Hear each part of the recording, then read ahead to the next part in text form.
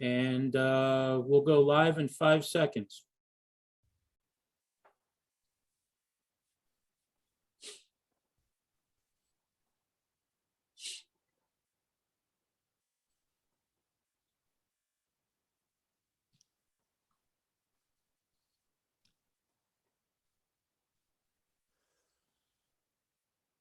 Are we waiting for something?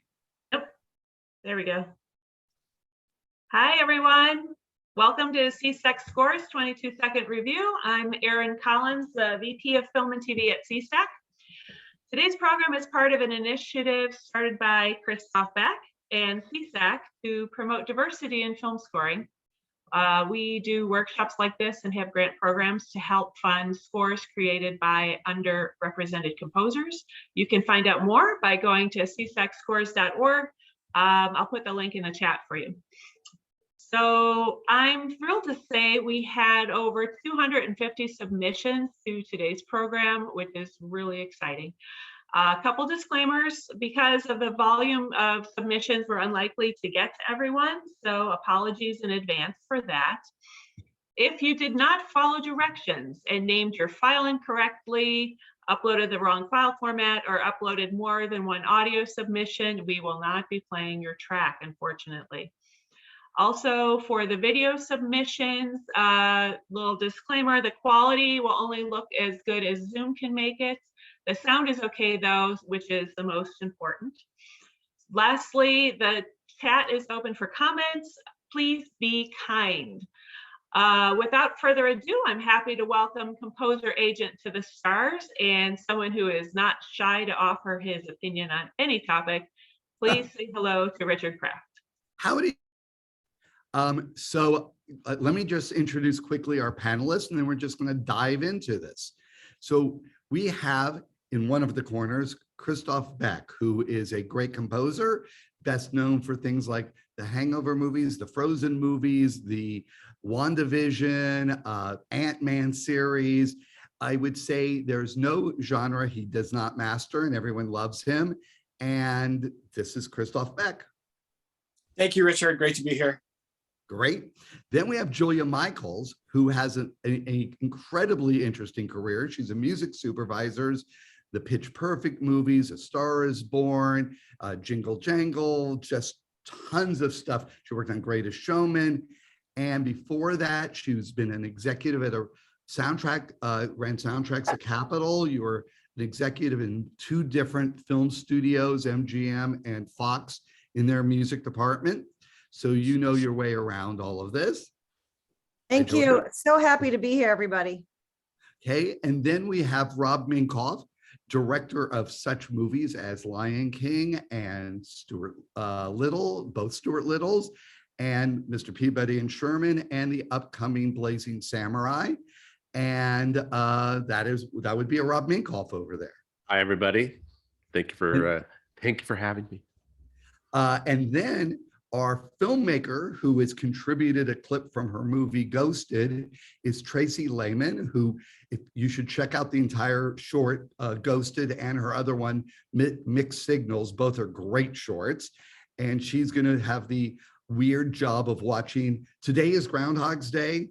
We are going to be watching the same 22-second clip from her movie over and over and over, each time with a different score submitted. So my big disclaimer is we don't know who you are. We don't know if you're someone in junior high submitting or you've won 8 Oscars. We don't know anything about your background. So if we're making comments and you're someone just starting out, put that through the filter that we're commenting for people that we are thinking are professional people submitting works for consideration on jobs on major projects. So adjust your level of experience to what we're saying, because we don't know who you are. So what we will first be doing is randomly, we have not heard any of this music. We are going to listen to 22 seconds of a few clips. We will stop after each clip, audio clip, and we will then comment on it, including the comment whether we're dying to hear any more of it. So Mr. Randomizer, Can we please listen to a clip, an audio clip of something?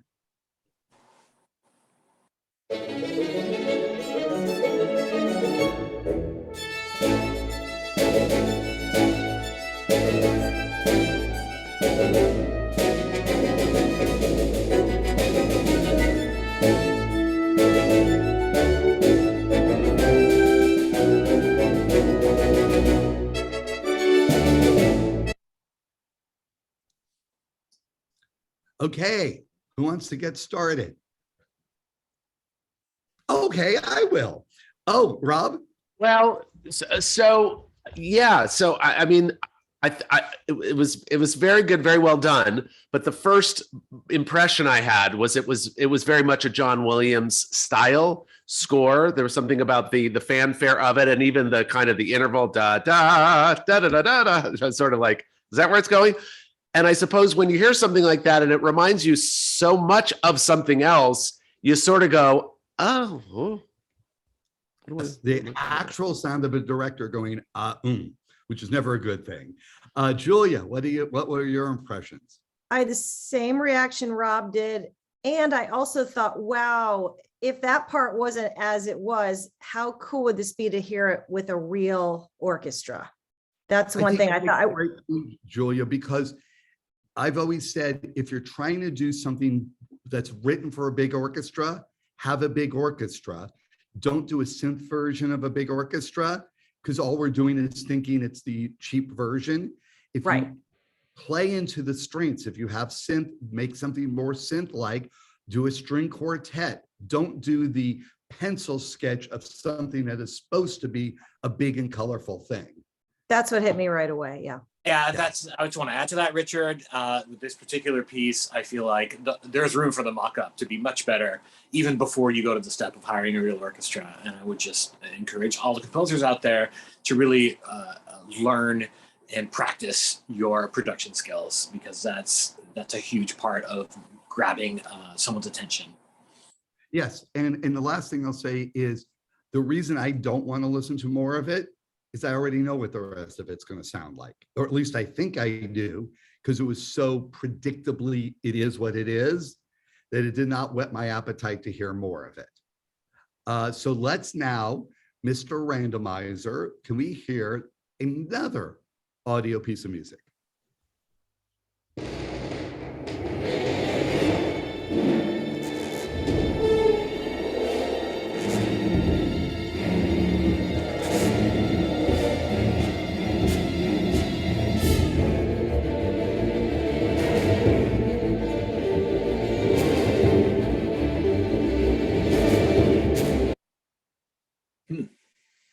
So the something that's great to know is there's a difference between a demo and a film score. Just the way it's different to make a movie and to make a trailer for a movie. Now that you may have worked perfectly in the movie it's in, but it's a horrible advertisement of you as a composer trying to get a job. In 22 seconds, we got a little suspense and some ga-ga-ga-ga-ga-gas, and then it was over. And I had the same reaction, Richard. I was like, wow, this must have been written for a specific place in the film, but it's not something the put your best foot forward to say, I want to hire that person. That said, counterpoint, that said, I thought it was very convincing in terms of it was a good version of the scary, suspenseful cue that I could see in a film. So the first thing when I heard it, I thought of as like, oh, what would this go? What would this work against? So I was sort of interested and intrigued. And truthfully, when it was over, I was like, no, I could listen to more. Okay. And that's why Rob's the nice one and I'm not. And Chris, but to Rob's point, it would make me ask for something else after hearing that, I think, because it was so specific. I'd want to hear what else was behind, what else could come next. Yes. And Chris, what did you think? I thought it was actually really sophisticated writing. And I noticed last time we did this, and we mentioned this before we started as well, that as a composer, I listen for different things than people who are hiring composers. And I'm always, I have been surprised that the things that light me up as a fellow composer aren't always the things that light other people up who are in the position of hiring composers. That said, some of the string work, especially in the back half of that clip, did light me up. It was great writing. Excellent. We are now, Mr. Randomizer, ready for audio number 3, and then we are going to follow this with playing Tracy's film clip with no music, and then watch 1 or 2 of the scores that go with it.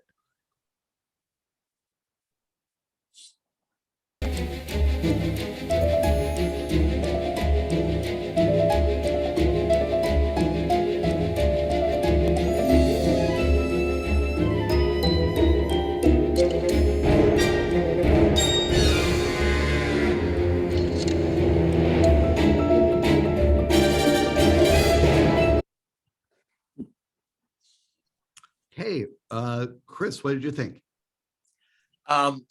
My first impression was the harp was mixed so loud that it sounded like I was getting a notification on my iPad. I would like, and there's no way with the orchestra cranking away like that the harp would be that loud. But once again, this is reminded me of Stravinsky, and really sophisticated writing. I don't know that this is something that I would put first on a demo, though. It doesn't seem like it's it feels a little outside the vernacular of film composing a little bit. And I had the opposite reaction, which is of the ones we've heard so far, it had the most individual personality. And by the time we get to clip number 75, our brains will be mush, and anything that was good but not distinctive is going to go out of our brain. And this at least stood out to me as having some personality that wasn't interchangeable. I was getting a little hint of Bernard Herrmann. I'm not sure if that was, but in a good way, sort of, there's something about the way this is, the character of it. Mm-hmm. Julia? I was a little distracted because I thought I was supposed to have picture. I thought we were watching a. Oh, no, that's next. Okay, so I was a little distracted, so I will comment on the next one. Okay, and so the next thing, Tracy, if you are among us, we are about to watch your 22-second clip, and the information. Will you tell us the information that the composers were given about the clip of style, what you were looking for? Yeah, so Stacy, the blonde actress played by Alyssa Swade, she's blissfully unaware. She's going through this magical world, putting her things away at her new love's house. And his ex, played by Elizabeth Anouilh, she still lives in the house, unbeknownst to Alyssa, unbeknownst to the blonde actress, right? So you'll see she's basically, it's kind of this magical, whimsical world interrupted by the ex that still lives there. So. And what tone did you tell the composers you were looking for? I think I just said magical and whimsical, and I have tones, but I don't think they got that. I think you referenced Wes Anderson. Oh, and a little Tim Burton too. Yeah. Yes, and there was a third reference. Was it Woody Allen? I'm not supposed to say that. Yes, it was Woody Allen. No, he's yeah. Okay. He did say it. So it's Woody Allen meets Tim Burton meets Wes Anderson, which is one hell of a weird meeting. And let's look at the clip, Sans music.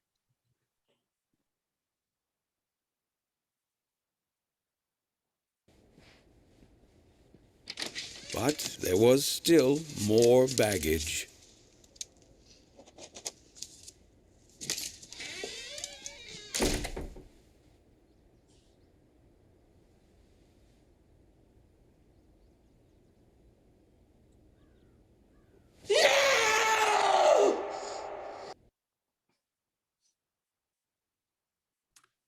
Okay, now we are going to see the power of film music, and we're going to bring up somebody's contribution. If we could have that, Mr. Randomizer.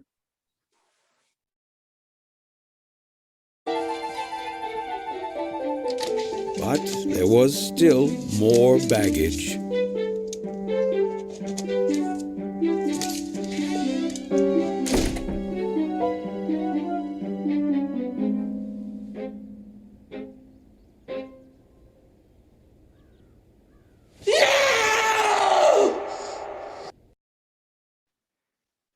Should I just go into it real quick? Jump into it. Okay, I loved, it felt very animated. I loved the feel of that. You know, it was definitely the right tone.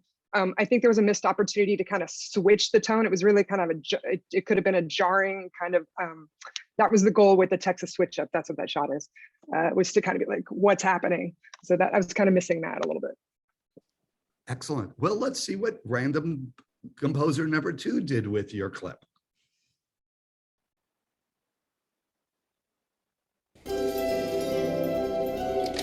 But there was still more baggage.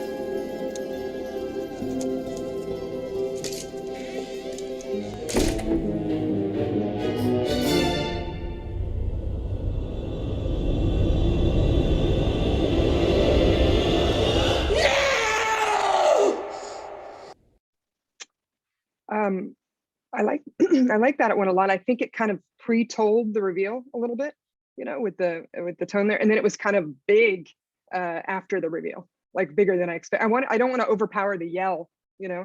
So that's how I felt about that. Excellent. And we're going to watch a third one of these and then go back to audio clips.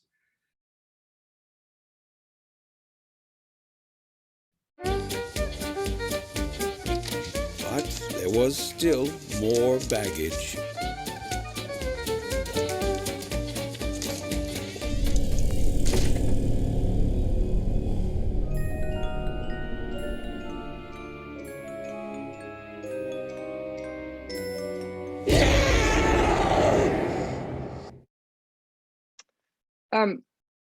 This one I really like that they tried something different. I feel like we could do something with this.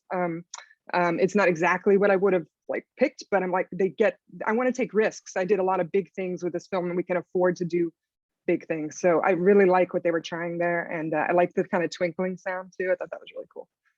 I loved it, by the way. That Yeah. really caught my attention. Yeah, it's my favorite so far. Yeah. And now I just want to just jump in here. Like, obviously, as a composer, your number one job is to connect with the vision of the director, in this case, Tracy. But apart from that, I just noticed that there's a tendency to overwrite these cues. Simplicity is always the best starting point, I find, in film scoring. And it doesn't surprise me because it's only a 22-second clip and it's a kind of popcorn competition setting. As a composer, you're going to want to show what a great composer you are, but sometimes that is at the expense of only doing what is necessary to support the story that's being told. That said, this is obviously Tracy's movie, and in a situation where you're writing for this movie, you would want to really align with the director's vision. Right. And you don't know the director when you were writing this, and there's a spectrum of people's taste. For me, I'm the guy with like a wall full of Halloween masks. So I don't even know what the word subtle means. And so the more active and character and flavorful, that tends to be my aesthetic, and everybody's different. I also, and again, we're all judging this sort of from our own setups, but I found something about that. I found that the mix was actually hurting it because it came in so big, but the writing seemed right to me, but the mix affected it to me in a negative way because it all seemed sort of too in my face. Did anyone else feel that way? I don't know if that was just the way I've got my speaker set up. I did a little. That's why I was kind of like, maybe it's kind of too big, but it's I like the language of it, but it's a little too big. Yeah. Yep. And the other thing is, as weird as it is to be listening and watching things via Zoom, it's in mono, it's messed up. These are probably better conditions on which people listen to music. Could you each speak to the realities of how people actually hear? When you're listening, Julia, what tends to be going on in your world? Well, to what you were about to say, Richard, when I send, whether I send a composer demo, I mean, like in COVID, we've had to listen on our computers. The best case is when we go to Rob, we go to Chris's studio, we all listen like the old days. But I always say to my directors, please put your headphones on, whether it's a score demo or a song, because you just, these little tinny things. I like to give the piece the best shot. And there are things you cannot hear. Chris, you can talk about this when you just listen, like we're listening. When you put your headphones on, there's also something when you close out the world and you start to check in with yourself. Like music is about feeling for me so much about what I do. It really helps me tune into like my feelings, and it settles me a little bit. And that may sound hippy dippy, but it is how I feel like I've been successful in helping composers and songwriters, which I do on the other side, change directions or add things to really connect with the picture, like you were saying before. Yeah, and I will just say, Julia, we composers love you for that attention that you place on really tuning into the details of the work that we composers do, because we're very detail oriented. That said, the reality is not everyone has that kind of focus or attention placed on having a great listening environment. And I think it's worth thinking about, especially in a demo situation for composers, to think about the arrangement. You know, like I have this amazing, for example, low end boom that really makes a piece. If my piece hinges on that low end boom, it may not be the best one to put forward. But to really make sure that you're asking yourself as a composer, will this work? Will my ideas get across in a way that I want them to on tinny laptop speakers? Right. And I probably listen to the most music of any of us. And I listen under dreadful conditions. You're lucky if I'm listening to it on my computer. It's more likely it's in my car while I'm driving, taking other phone calls in the middle of it. My car doesn't even have that great of a sound system. At A&M Records, they used to have parked in the center patio area a car with, you would go mix your record, then you go out and listen to it on a cassette in the car to hear what people would really be hearing, and it's very different. So since you have no control over the audience, play to it better make sense under the worst of conditions, because they're probably going to be the ones in which your music is heard. Especially if here's a stack of hundreds of things, could you listen to some of it? This is probably the primo version of it. Probably the worst case scenario any of us would have come into is someone just listening directly on their phone. It only takes a few minutes, composers, to check your mix on your phone, see how it sounds, and see if your ideas get across. Yep, and a good example of that may be random audio clip number, whatever number it is.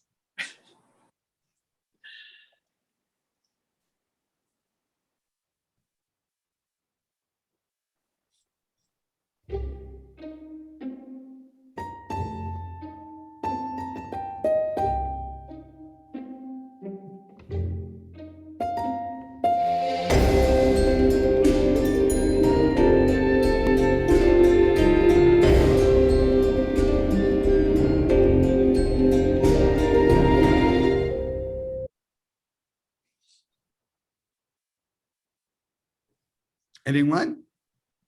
Bueller? I mean, I guess for me, it was more of a mixed thing. That I don't know if Rob or Chris felt the same way. Like I was loving how it started, and then it got really big, and then it felt like some instruments kind of popped out. So that was just more of a mix thing for me. But again, I'm listening on my laptop, people. Well, the thing that I liked about it, and I think it's something Chris had said earlier, it had a simplicity which I thought was good. It was effective, and it seemed confident in that way, which I liked. I'm just not sure what I'm meant to get out of that piece. It starts off as I was interested at first. It felt like it could be a comedy demo or a dark comedy. Then it turns into kind of like to me anyway, a bit of a strange power ballad, and immediately like took me out of what I was getting into, which was imagining a dark comedy vibe. So, and it was such a short piece, and going back to what Richard was saying, this could have been entirely motivated by the picture it was written for, but as a demo piece, I think your pieces need more focus. Like here's here's a great idea, here's how I develop it, onto the next piece, as opposed to here's a tiny great idea and then here's another kind of unrelated idea.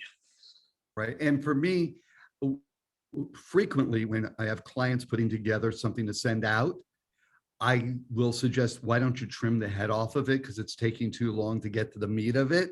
Now, in the context of what it was written for, there's probably a good reason for it.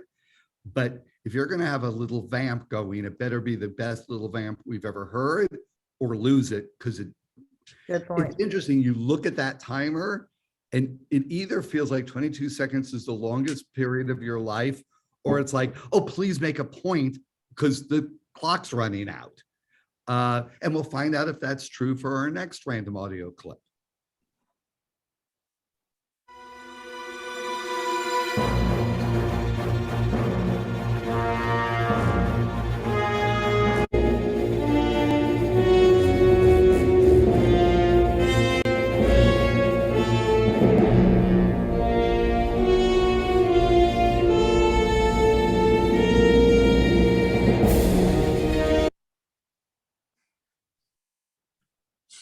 Before we go, I would like to actually hear where it was about to go, because it sounded like it was about to go somewhere. Can we hear another 20 seconds of it if possible, Mr. Tech Guy?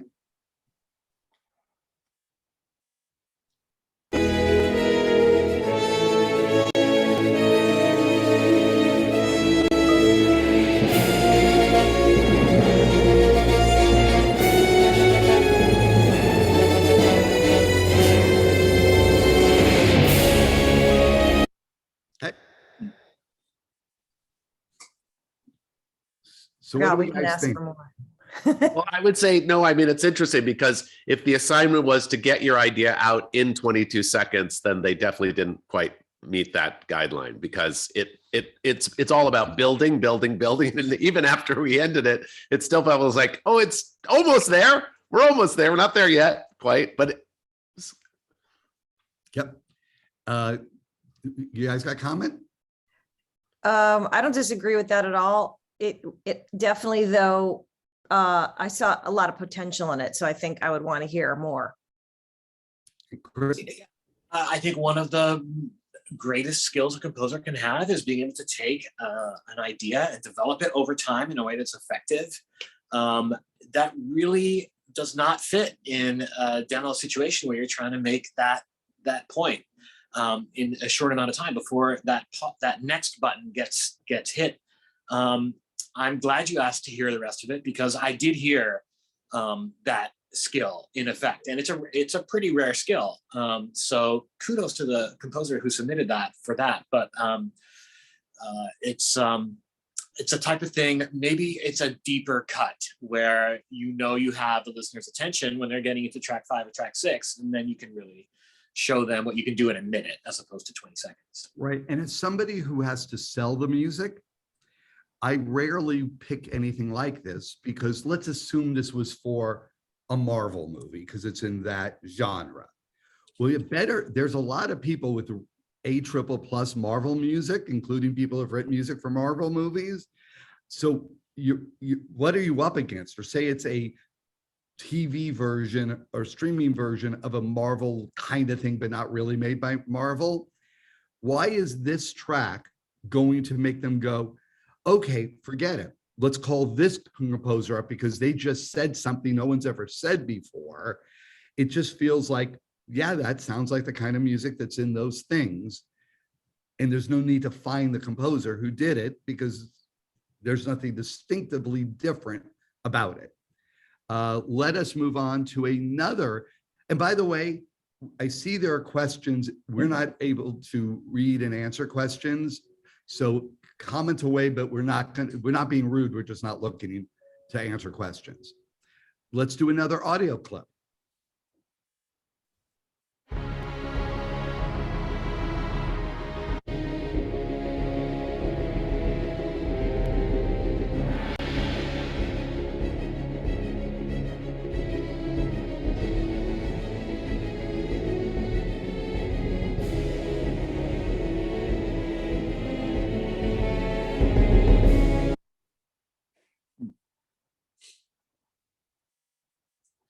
Anyone? Yeah, I just want to say the production quality of this could use a little bit of work to get the idea across. I found myself, this is a good and bad thing, I found myself leaning forward to really listen a little bit more closely to understand what was going on in the piece. And I was just sort of getting to the point where like, okay, I get what the strings are doing, what the brass are doing, but it just feels like a little mushy just overall. And for me, it's the same sort of comment, especially nowadays where you can go to a music library and there's hundreds of thousands of tracks you can license for very little money. You have to go, why are they going to hire a composer to write original music if it's not different enough from what is in the market from a library? And to me, this genre of stuff is so overtapped. And there's the A++ versions with incredible production that you can buy cheaply from a music library. So how do you set yourself apart from an entire massive stack of music in this category? Let's move on to the next audio clip. And after this, it will be the return of Tracy and her clip from Ghosted.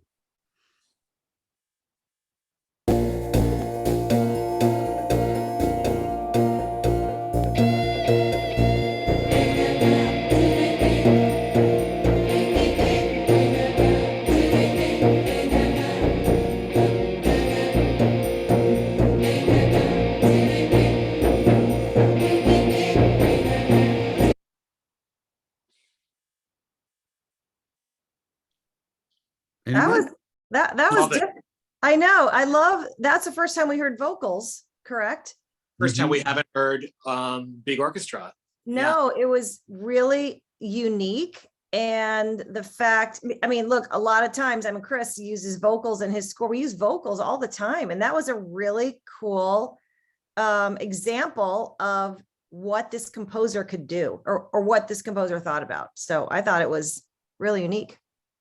First clip with a distinct voice. I wouldn't mind hearing a little bit more of that to see where it goes, but yeah. Tech Man, can you play us another 20 seconds of it?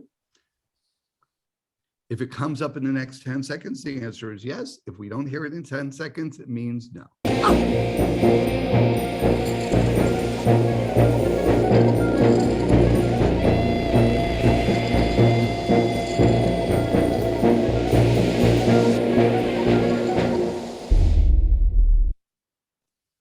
Yeah, cool. Yeah, even cooler. It had even more uniqueness after that. So A+. And now, Mr. Tech Man, can we go to the wonderful world of Tracy and her happy turns into horror cue?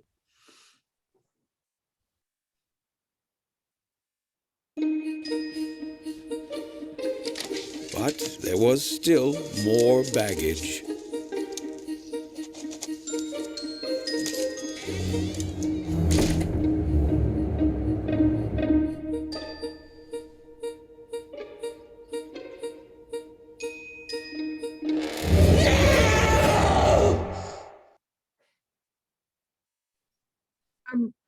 It was interesting because they followed the points of view a little bit, which was nice because you only get the music. The ghost doesn't speak, so we only get her through the music. And so I really liked that I was feeling the presence of them both kind of intertwining there. That was nice. Yeah, that was the first, for me, that was the first one that actually felt that the choreography of the music matched the choreography of the shot. Yeah, definitely. And can we see it again through the prism of the next composer? By the way, thank you everyone who took the time to write an original piece. That's fantastic.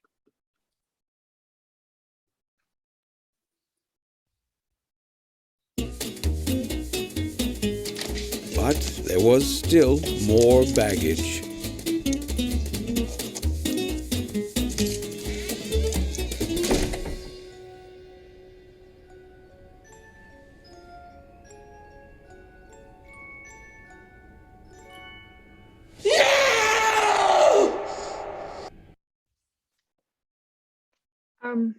I think both sides of that are really nice, but they almost feel like two different movies. You know, they don't feel like the pieces work together in the. Yeah, totally agree. That struck me as well. And I'm enjoying all of them. All of them seemed not, I'm not the maker of the movie, but just in terms of if someone sent me that clip, all of them we've watched seem like, oh, those people know how to score stuff and they've got some good ideas and they've put a lot into 22 seconds. So through my viewer listener filter, I'm impressed by all of these so far. I also Yeah, think they're what's nice about this exercise is that maybe some composers that haven't had a lot of experience are getting to see how different it is. The difference is the music can make it a picture. And, you know, because you don't know what you get to see what you're writing, but the difference, you know, you see a movie that we've all worked on and it's all finished and great, but you don't see the back and how we go back and forth and how Chris gets a million notes and Rob gives notes. And it's really interesting to see the process, and that music changes everything, you know? Yes, and we're going to do one more example of music is going to change everything for Tracy's clip. Then we're going to go back to the world of audio.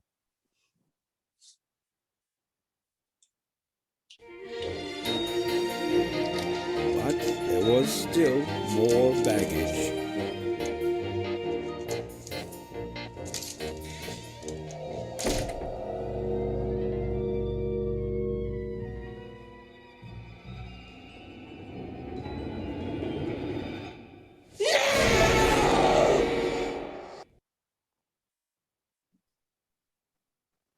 My favorite part of that one is how they went into the horror kind of, you know, because this is the point in the film where it changes it from this match. She's hormonal and blissful, you know, hormonal bliss from falling in love, you know, and that gets the, you know, the shaken with this reality of this ghost that's still living in the house. And yes, she is a ghost, someone asked, but so I really like the back end of that one, you know.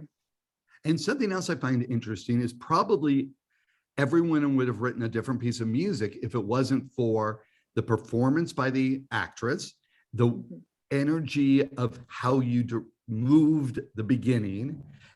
Everyone's commenting on it's because it's a well played and directed clip that there's something to stick your music to. And I see almost everybody taking their cue from her face and her performance and the energy, and then the switch. I've been impressed by everybody's ability to do that. Yeah. You know, it's interesting because not having seen the film or really knowing anything about the film, but only seeing this one clip, it's impossible to know what your intention is with it. But for sure, for me, in her performance, what I'm seeing and what everyone seems to be capturing is this kind of blitheness, you know, that she's very, you know, she seems a little out of touch with reality at the beginning. And there's something about the way you shot it, which sort of carries that through. So I find, and this is again, only judging from this one little clip, impossible to put it into context, but I find that when it makes such a hard turn from one feel to another feel, or from the kind of blithe fantasy to this horror, that I don't feel like the performances actually is that contrasty, meaning even the way the camera moves over to see her and her expression, and then it moves back and everything. So what it was nice in that earlier one we'd seen was that they'd sort of kept some of that in, you know what I mean, in both sides of the storytelling. So I felt like I was watching one thing as opposed to always going like, oh, she's sort of she's ditzy, but no, it's horrible. Like, you know, so again, I don't know what you're going for because I haven't seen it, but I do feel like there's a unity in the visual that sometimes is missed in the contrast. Yeah, and I like some of. Yeah, go ahead, JC. Oh, sorry. I was just saying sometimes it'll trickle over, you know, because it's like, well, did I hear something? Was someone there? Like, I like that one with the point of view, because it was like you were carrying it over, but it's kind of leaving as the next thing is coming, you know. And then when people, as Chris said, when you kind of do less, I really like when they kind of do a little bit less before the screen, because it gives us a second to be that she's a ghost and she's trying to scare and wake this woman up, and so if they do too much there, then we don't get that, you know.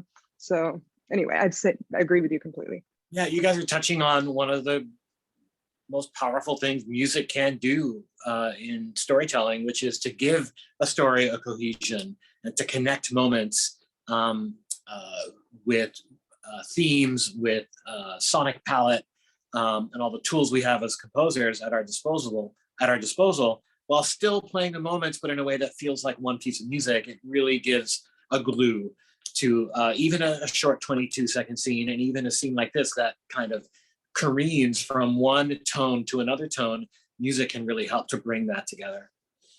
And I don't remember, were we doing another audio clip or another video clip? I'm going to watch and we're going to find out.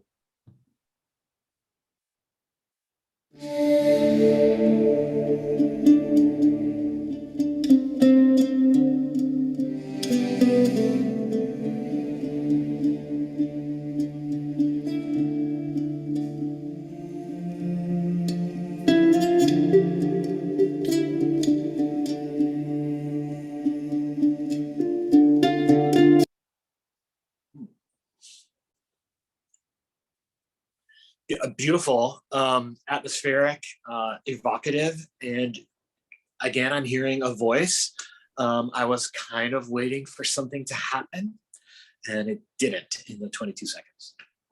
Yeah, I felt the same. It was like, oh, a new palette of colors, and what are they going to add up to? And under the world of this is a demo that is supposed to whet my appetite, it wasn't whetted enough that it didn't say enough in those 22 seconds for me to go, I got to hear more of this. I And my agree. prediction is it probably keeps doing that. Okay, we are now going to listen to the next audio clip.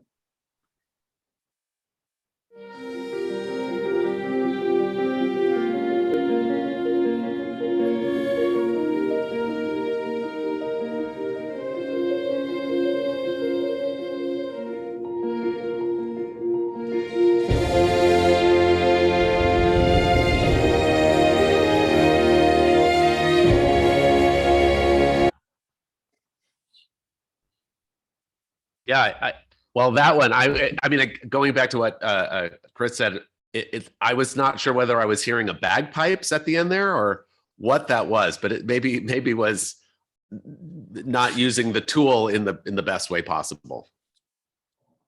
Yeah, to me, that felt like this person was obviously trying to put as much in the 22 seconds of what they can do in 22 seconds, but it was kind of started off, then it went somewhere else that didn't kind of go with the first half. The A side and the B side didn't really work together. So like you appreciate them trying to get everything in those 22 seconds. But again, it wasn't a full thought for me to want to hear enough personality was put into it. Like, I'm not sure what this is. Right. And it's the kind of piece of music that I can't criticize, but I know I will not remember 5 more clips into this, which is, I hope one of the things we're getting out of this is, wow, if you are a listener, it's very easy to get overwhelmed and forgetful of most of what you hear, even if it's fine. You know, it's like, it's like, I always think about if you went to an audition for Annie and there was a line around the block of, 500 little girls singing Tomorrow, they probably all sing it okay. Why are you going to pick one over the other? And it's an it factor, that there's something that, yes, what you did is perfectly fine and professional, but most things are. What makes it go, wait, can we go back, put that on the pile of, I want to review that one later? And that's, people hire composers based on their first, second, third choice, maybe fourth. Boy, you better be pretty high on the stack of priorities based on what you've sent, and not just, well, that was fine. And let's see if the next clip is more than fine.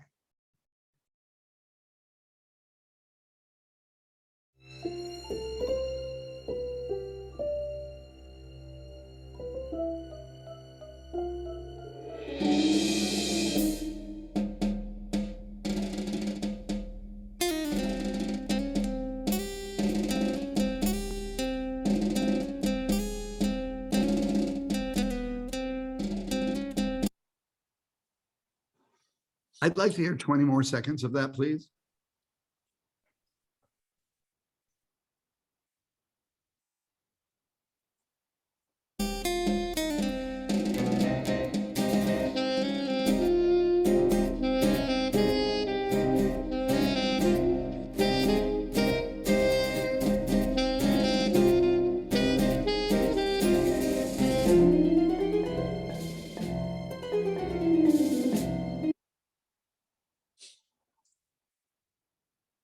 So I think if those ideas had been compressed into something that could be absorbed in 22 seconds, it'd probably have been my favorite piece, just because I will remember there was a tango and most people aren't turning in tangos. And I thought the execution of it was good. It was just prolonged in a way that didn't let me, again, you're cutting a trailer and the movies are 90 minutes, 2 hours long, and the trailer's 1 minute long.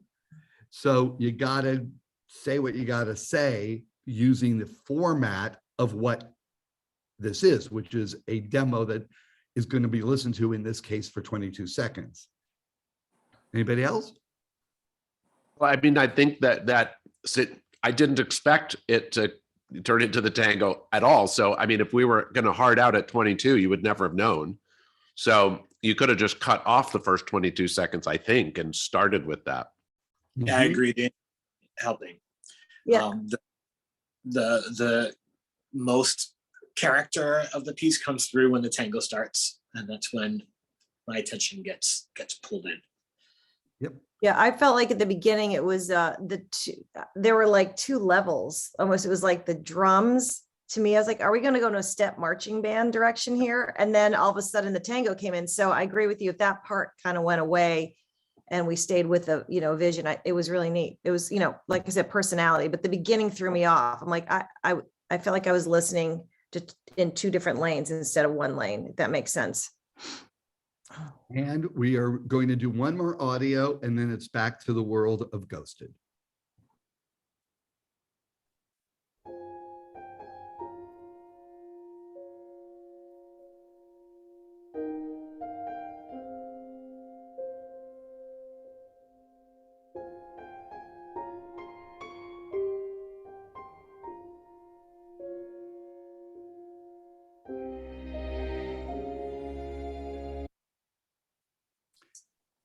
So one of the things that I'm going to put up on the perspective forum on Facebook later today is a playlist of things that I think work well in 22 seconds.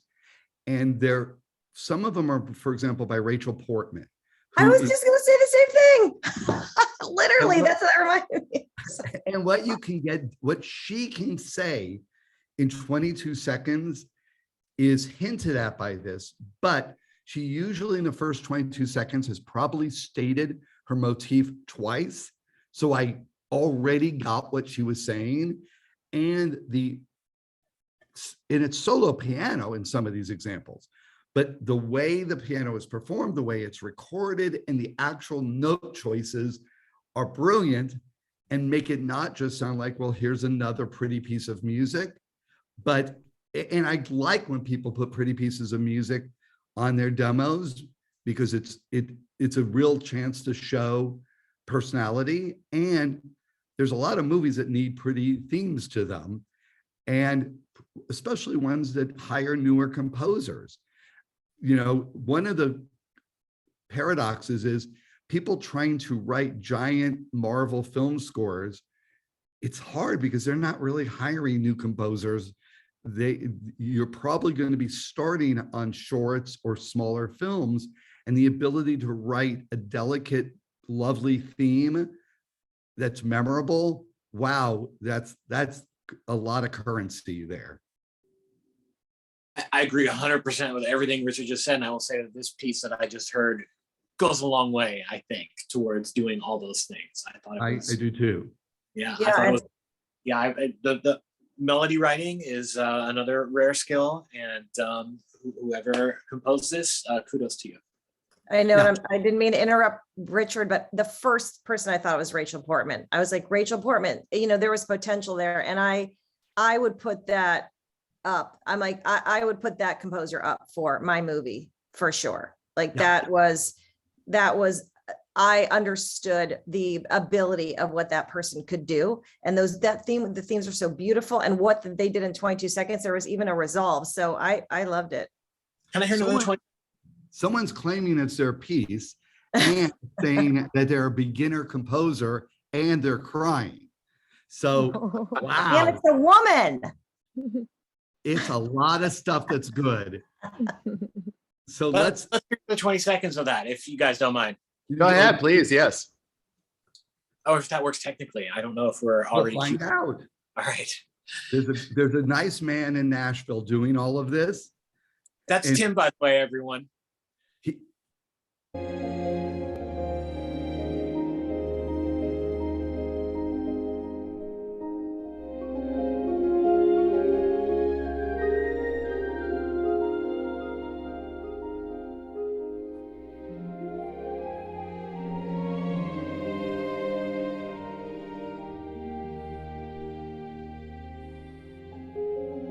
Thank you.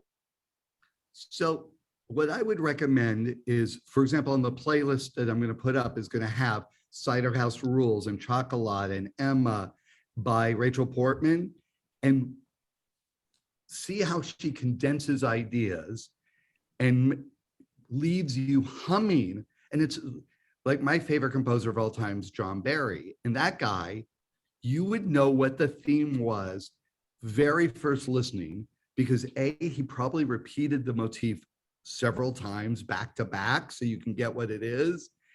And he was just a great tune writer. And that is the number one thing in short supply. I think two things are in short supply: people who can write a memorable tune, and number two, people who can approach comedy well. It's a genre that a lot of people don't think of writing for, but if you look what gets made, there's a lot of comedies. And it's a great inroad into a career that can change many times. When I met you, Chris, you were doing Big Fat Liar. Is that right? Yeah. I feel like you were just talking about me. Yeah. I just want to add, like, to expand on what Richard said, specifically to Alyssa's case. I see all these congratulations pouring in on the chat for Alyssa. You know, what I was hoping to hear for the next 20 seconds was like a restatement of the theme on the harp, but now we're hearing it with strings, and you have a beautiful approach to orchestration that feels flowy, and it feels like breathing, and it feels very human. Like, what if you applied that approach to restating that theme so that we could get what Richard was talking about, which is get that tune stuck in our heads a little bit. You kind of went to a sort of brand new place. I didn't really make the connection between the second 20 seconds and the first 20 seconds. Yep, agreed. So maybe if you study a few of the people who condense beauty into short nuggets, it's a great place that most people are not good at doing. And we're going to do one more audio, or whatever you do. I forgot what I told you. So it could be audio, could be video. If we see a woman skipping and signing for a FedEx, we know which one it is.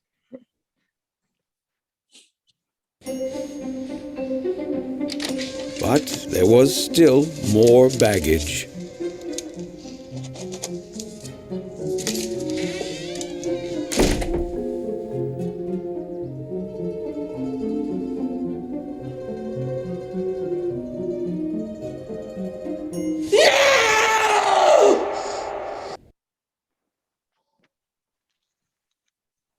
Gosh, I mean, I like that one. I think it like carries the scene and everything.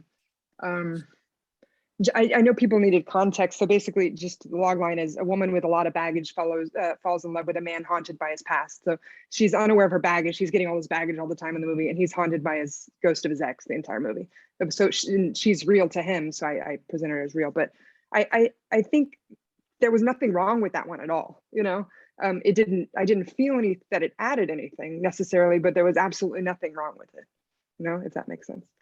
Yes, which is, if you were dating and someone said, I went on a date, there was nothing wrong, Yeah. we'll probably not get a second date. That is the reality of how people are selected in writing, getting jobs in film music. Is, as a matter of fact, my least favorite comment is, it's not bad. Yeah. It felt like it it's was redundant, like the music was redundant with the visuals a little bit, you know, it wasn't doing anything more, you know. right. To me, it was filling in the space. Yeah. And we're going to do 2 more of that clip, of these clips.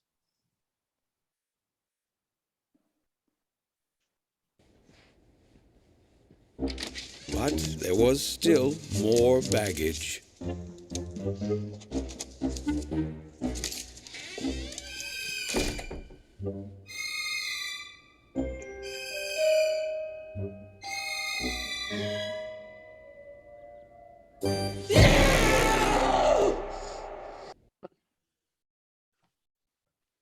That's really different. Yeah. I like that it was different, you know.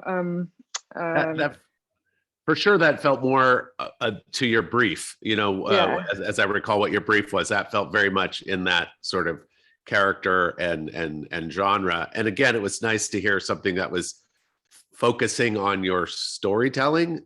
Mhm. Yeah, for sure. And I got scared at the end, which is, you know, I really want people to get scared at the end, and a lot of them, there's so much music at the end that it's like, wait, is she screaming? The music is too powerful there. So I felt the scene there. I felt the moment, which was really nice. And it had that cohesion too, which is like, even when the horror movie elements, the high slidey strings are introduced, it's still in the context of what we heard in the first half of the cue. So you get that glue that I was talking about 15 minutes ago, that pulls the scene together in a way that really makes it work. Yeah, for sure. Excellent. So let's watch another one of the videos, and then we're going to switch back to the world of audio.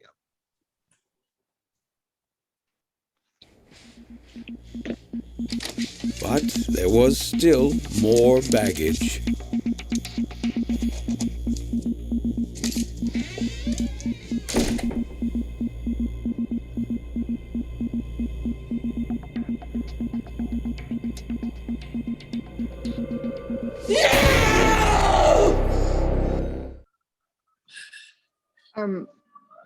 I don't know if they took the note about the whimsical world stuff, you know, at the beginning, and it just was a really different style. It almost felt like it was to a different movie, you know. But I like that style, just not for this. Yeah. And since I mentioned John Barry, I'm going to do a product placement. There's a new book that just came out analyzing a number of his scores. Look how thick this book is. And so that was a plug for somebody else's book. Wow. I wish that book was written about every composer, because it is wonderful that there's this new appreciation of these artists and people are making things like this. And we're going to move on to a audio clip.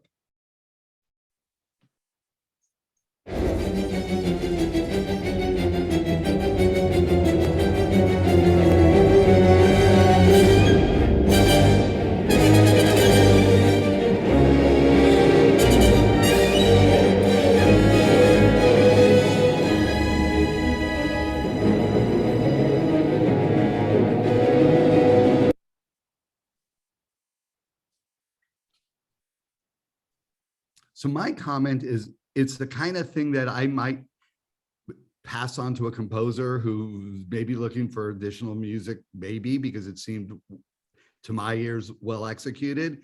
And I would never think, oh, I would send that out to get somebody a job from a filmmaker, because like so many of these things, there's millions of hours of this kind of music available. And that was a pretty well executed version of that kind of music. But I'm not sure the world's asking for just more of that. What do you guys think? I found, I mean, I thought it was convincing, meaning I was like, whoa, this person knows what they're doing. And I felt, again, that there was a confidence to it and effectiveness to it, but I don't disagree with what you're saying. But again, if I heard this, I would be like, oh, I would like to hear more of their work. I mean, I would certainly not be turned off. I'd be like, oh, yeah, they're good. That's what I thought, Rob. I was like, wow, they can really do action. What else can they do? Basically. Yeah. Yep. I think it's interesting, Richard, that you bring up that you would send it to another composer. And we were talking earlier about what, when I'm looking to add someone to my team, what I'm listening for in a composer, which is very different from what I believe filmmakers are looking for. This piece has great production value. I assume that is not a real orchestra, and just brilliantly executed mock-up. The demonstration of skill is self-evident, what I'm looking for is like just raw skill and production value. The molding of a new composer to my team to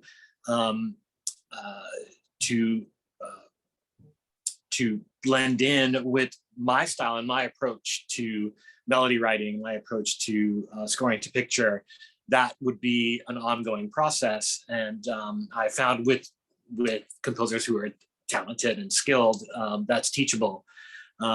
And so, that is a totally different situation from what we're doing here, but it's worth noting for the younger composers out there who are looking for additional music type work, that's what at least I, speaking for myself. I think it's a demo for another type of job. I'm looking for jobs to play to music supervisors, directors, and producers. You're looking for jobs to look for composers to work within a team, and they're both important. And I'm so glad you're on this panel, because I'm putting everything through the filter of, would I send this to somebody to get somebody work? And the ones that are distinctive move way up my stack. And let's see what the next piece is.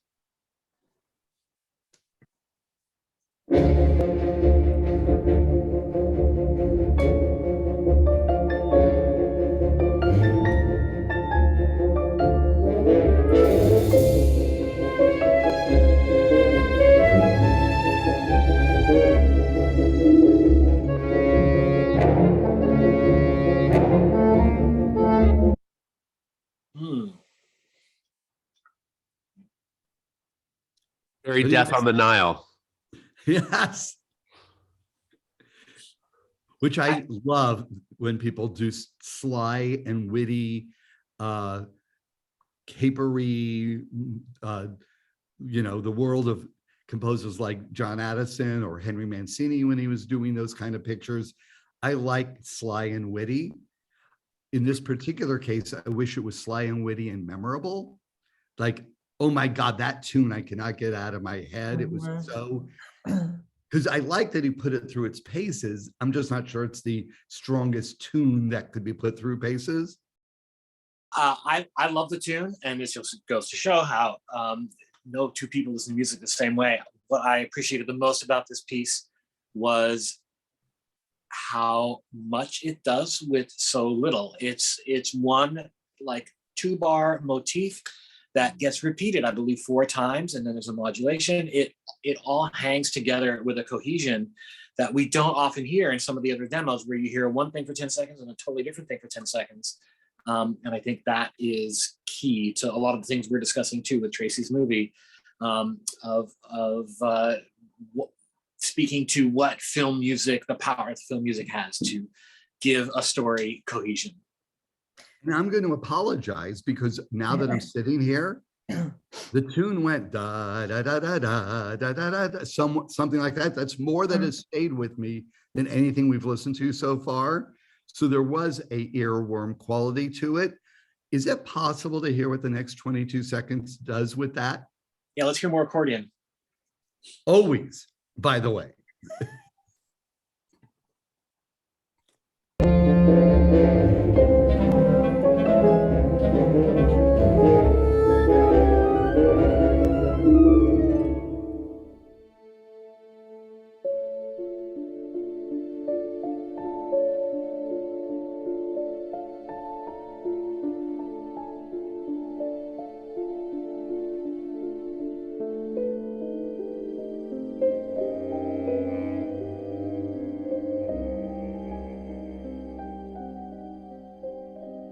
Thank you. Yeah, really impressive. The Yeah, I was completely wrong. That is my favorite piece so far. It's the one I'm going to actually be laying in bed tonight and remembering I heard. One of the things that I find is interesting after you do listen to a lot of these is that you do start to categorize people in the it feels like they are already working as successful composers. Like that seems like somebody who's already doing this job somewhere. And then there are the other ones where you're like, yeah, they haven't quite got it. You haven't broken in yet. They haven't actually done something, because I think Chris said at the very beginning, the hardest thing, but maybe most important thing, is simplicity. And I think before you actually, you get a job, what you want to do is impress with a lot, as opposed to, really go the other way, which is to focus what you're doing and being tasteful. I think that's such an important thing. There's a self-assuredness that shines through with a piece like this. Like, I have one idea and it's this long, and I know it's good enough to build an entire piece around. Yep. I also, from my perspective, what I get a lot from directors I work with is, I want someone with a unique voice. I want someone with a unique voice among all the other noise. And this one specifically, I think, has that a unique voice coming from non-musical terms, Chris, because like sometimes directors don't speak in musical terms if they're not as experienced as, right? And that one and the one with the vocals, those have very unique voices that I am remembering now. So I would put this in that same category. Yep. So we're going to listen to 2 more audios and then back to the world of Ghosted.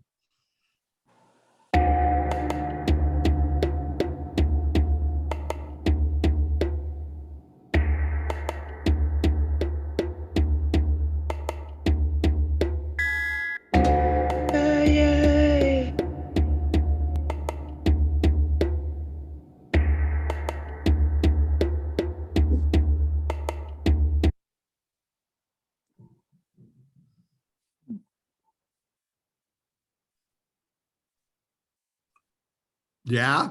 I'll jump in. I'm not requesting the next 20 seconds, but my appetite was whetted for sure. There's a self-assuredness there too, and a simplicity there that is intriguing. It sounds a little beatboxy, like I'm not sure whether those are meant to be real. Those drums kind of inhabit a uncanny valley world of, are we trying to make it real? Are we going for something more beatboxy? But that's really all I got to say about that. And it's the kind of thing, if I heard, just wouldn't even think more about it. It's just sort of, Yeah, it's a cool beat. It's a cool beat. There's might be something more there, but it wasn't there yet. and let's move on to another audio clip, and then it's off to Ghosted.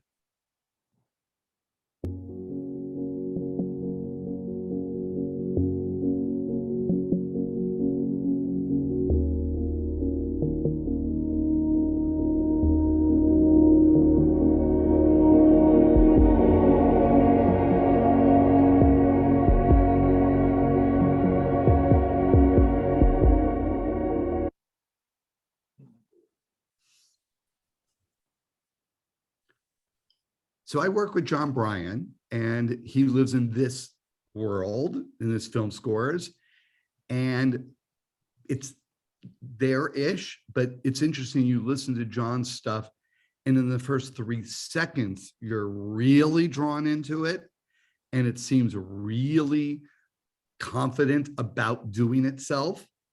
And this is in the world of, but not so far in. What do you guys think? I mean, I kind of thought the same thing as I did on the last one, although the last one had a little more flavor. You know, there's a little more flavor on the last one. And this one was, again, cool, interesting. But I think you said it right. Like in the John Bryan world, it wasn't distinct enough that you would actually put it in that category. You just know that music so well, Richard, because you work with him. So I agree with you. In music terms, it's I was immediately pulled in by how different it was from everything we've heard so far today, but then nothing of interest happened in those first 22 seconds. Again, this could be an amazing 4-minute piece that develops into an intense and beautifully arranged climax, but in 22 seconds, there needs to be something that comes in.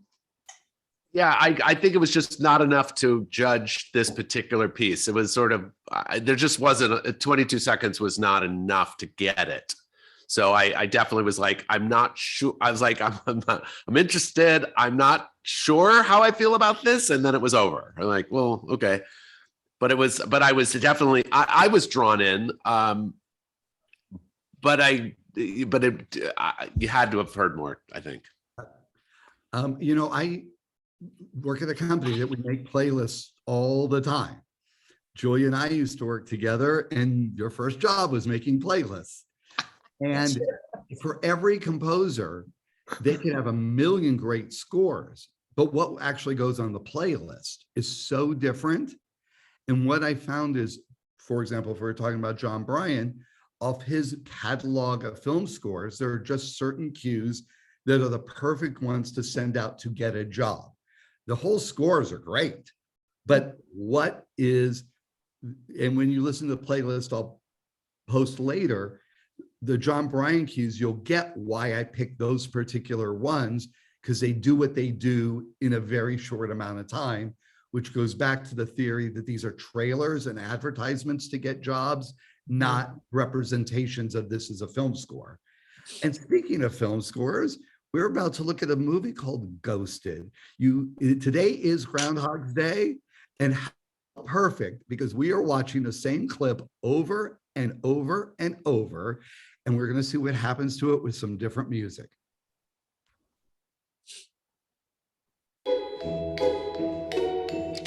But there was still more baggage.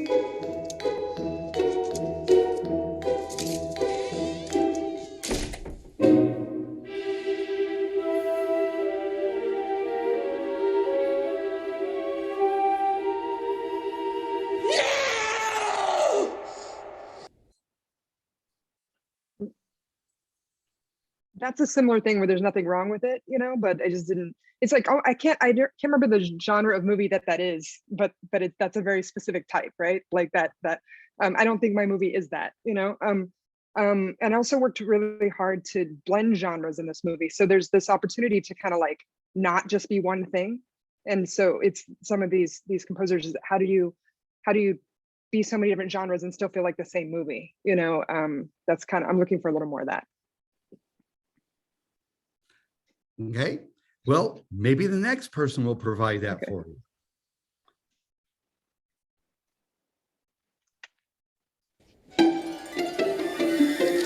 But there was still more baggage.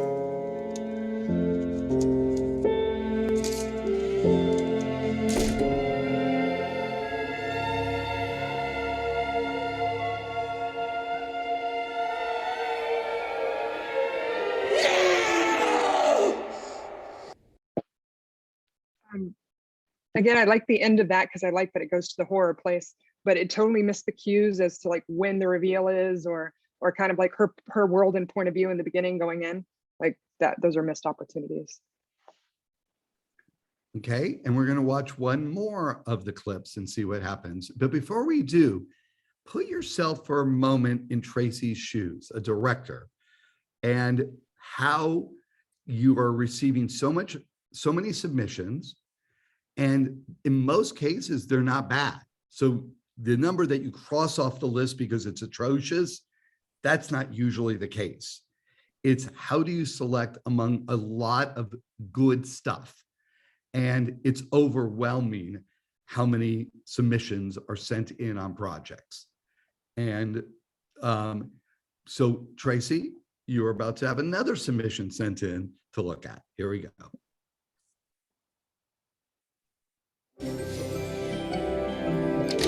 But there was still more baggage.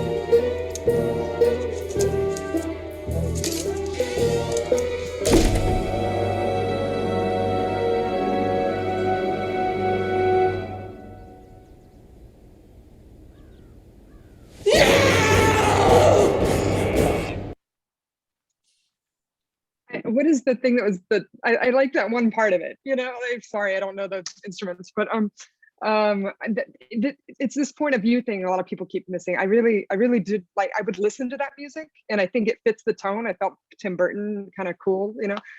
It just maybe we'd have to work together to finesse how it works with the shot and the reveals and things like that, you know. But the tone felt right. And I really like that one little part that I don't know what it's called. By the way, a great point. It is not the director's job to know what an instrument is or to articulate things through a musical filter. You can convey exactly what you wanted, not using a single musical thing. And Chris, could you speak for a moment about the best way filmmakers talk to you about details? Yes, before I do, I just wanted to say about that last clip that from a spotting perspective, I thought going out of music, when the camera went left and then back right again, it really set me up anyway. And again, this would be, Tracy, this is your movie. You would have to decide storytelling wise what you would want to do there. But that moment was spotted differently than I think any of the other versions that we've seen. And it really built up the tension for me. And it just goes to show you how sometimes no music can be just as effective as music. And to your question, Richard, yeah, it's our job as composers to help tell a story. And sometimes we work with filmmakers who know a little bit about music and like to use musical terms with us. That is not generally as helpful or as productive as it could be. I feel like the best way to talk to filmmakers about the music for their stories is in terms of character, in terms of point of view, in terms of the overall storytelling arc, where pieces of music fit into the whole in terms of the storytelling. And a lot of times, if I'm working with newer filmmakers, I'll let them know as a way of taking the pressure off of them. Don't let me decide whether we're going C sharp or E flat. Let's just talk about your story and how you want it told. Excellent. And we are now going to listen to someone going from C sharp to E flat in an audio clip. So let's see if they actually do that, because I don't know what those words even mean.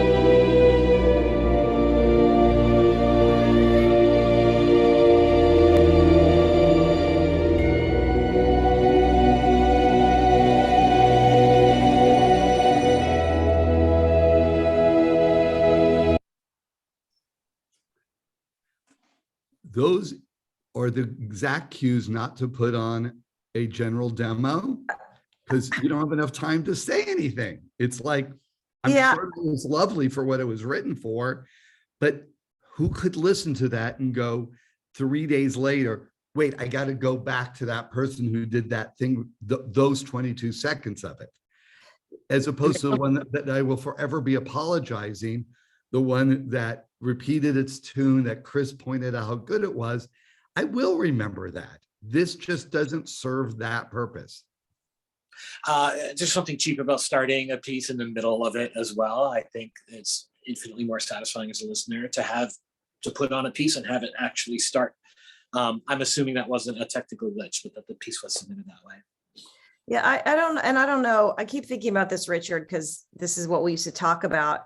And this isn't really the forum for it, but also sequence matters. So when you think about, I'm such a stickler, like, let's say, I don't have to do this Chris Beck because he's going to get every job, but let's say there's a composer that I really want to put the best foot forward, and I get the demo in it and I go, this is sequenced all wrong. I'll actually redo it or ask them to redo it, because as we're doing on this exercise on this Zoom, some directors are just going to listen to 22 seconds and then they're going to go, what else they got? They're going to go next. And when you state we've overstated, when you state your intention and it's really good, they're going to go, oh, I want to hear the next one. Oh, wow, that's really good. And and they'll keep skipping, because chances are they're never going to listen to the full 2 minutes and 30 seconds of piece of music. So you got to think about that when you're submitting demos, as we're talking about here, and you want to think about it when you're sequencing. There has to be enough information and excitement of a theme or whatever you're trying to say to move on to the next cue, and then go 5 deep And then maybe you know, but I would suggest also thinking about that when you're working on your demos. Absolutely. You want to take people on journeys. And again, I'll go back to I have friends who are great trailer makers. They are great advertising storytellers. And they can take somebody's movie and have a vision of what you want to say about that movie and how to say it in a compelling and short way. And to get a job, you have to get the job. And so it's such an important skill set to be good at making things that get you jobs. And we'll see how we feel about the next one.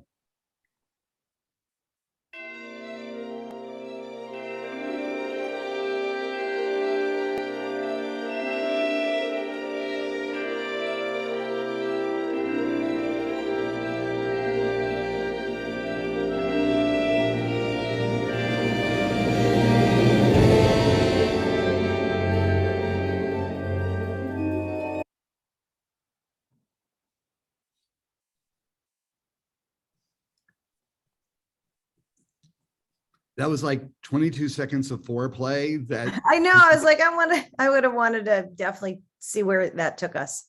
and if you want to hear the more sellable version of that kind of a buildup that does that, but does it in a way that's so compelling, listen to the main title of Bernard Herrmann's Vertigo or Jerry Goldsmith's Basic Instinct, where yes, it's hypnotic and repeating, but it's like you're so drawn in, you're like, what the hell is about to happen? This is so interesting.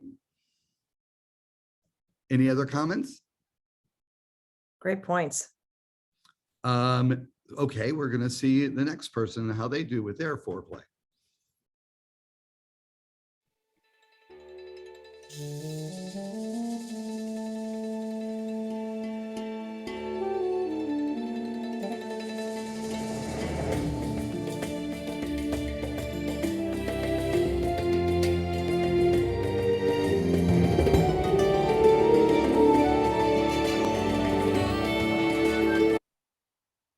Can we listen to 20 seconds more of that, please?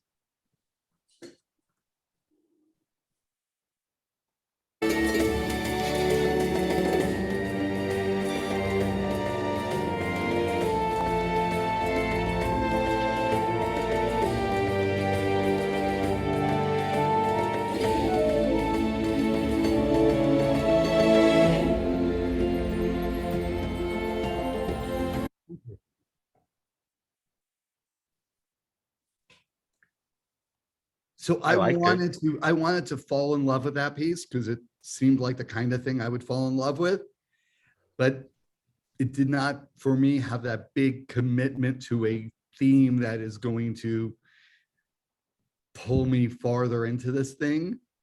And listen, that's why I wanted to listen to the other 20 seconds to see if it was about to deliver those goods.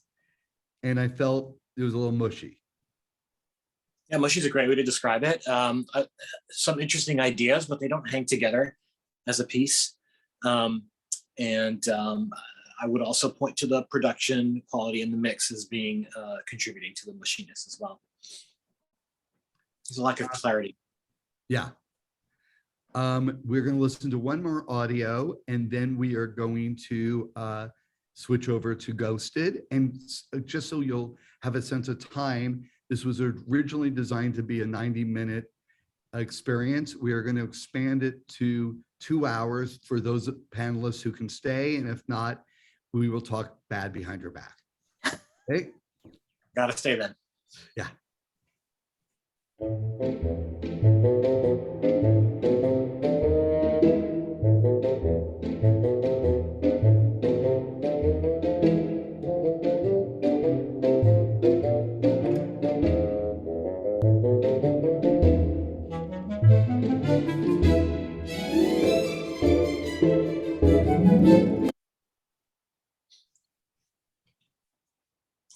Seems like a kind of pretty well executed version of Sorcerer's Apprentice. It's I don't know if that's going to get anyone any jobs, but It was definitely mindful of the 22 seconds in a good way. You know, I mean, it really like it came in, it said what it needed to say, and it got to the end of it. And I enjoyed it. I did. I was like, I'm enjoying this. Yeah, I really liked it. And to Rob's point, I was like, wow, that was 22 seconds. That felt like longer because there was a beginning, a middle, and an end. I loved it. I have a question for you, Rob. Not Yeah. only do you hire composers, you hire animators, you hire editors, you hire lots of people to make your movies. Yes. And let's talk about animators because I think there's probably a lot of overlap between the two. Yes. You're gonna see so much good artwork. How do you go, that's the person that should be working on my project? You know, I would say the thing that's always important in collaborators is that they have a point of view. One of the worst things when you do find this, I don't hire everybody. Sometimes people are there and I inherit them. So it's not a perfect world. And if you inherit someone that says, just tell me what you want, I'll do it. That is the worst thing you could ever hear ever as a director. Because what you want is you want somebody to actually bring something to the party. You want somebody to have a point of view.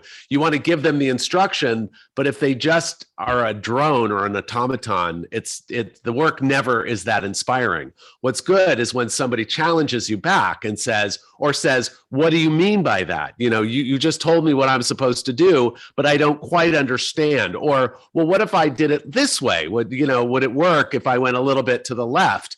That's the kind of artist that's exciting to work with, somebody who actually really is a genuine collaborator.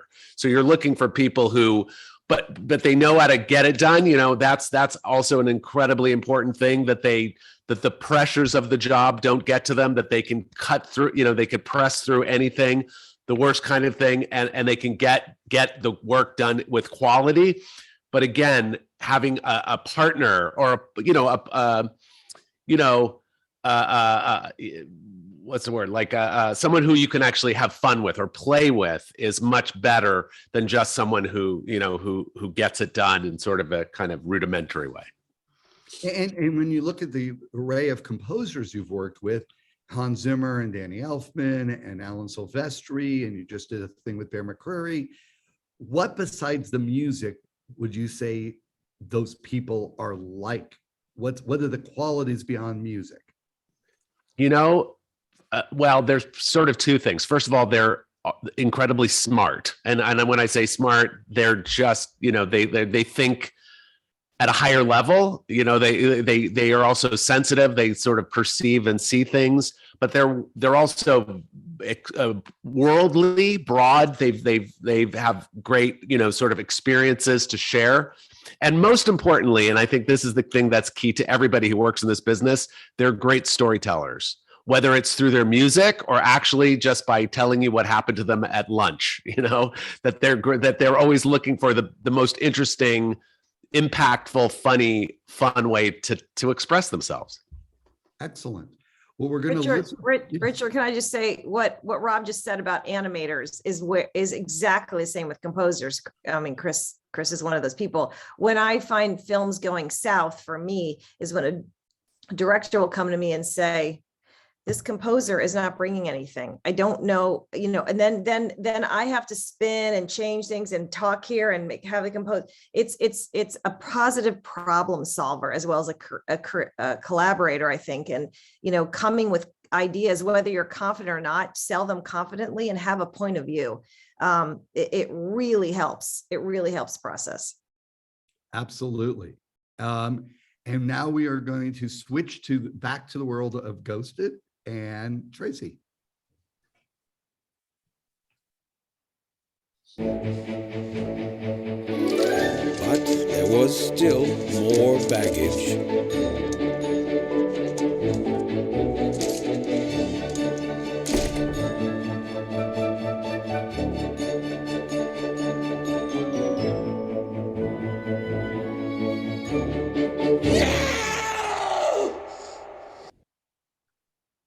So let us guess. Wait a second. now that we know Tracy a little bit and have heard some of her feedback, let's the other panelists guess what her comments are going to be. Perhaps a missed opportunity when the reveal of the ghost. That would be my. It did. I mean, I can say it played the same throughout the whole thing. it sort of ignored what was going on visually. Yeah. I mean, it may be pointedly or purposefully, but it seemed, especially in light of all the ones that we've seen, especially the ones that seem to work really well, it just kind of was like insistently not leaning into the ghost or the scary part. And now we're going to hear from the actual Tracy and not her surrogate. What do you think?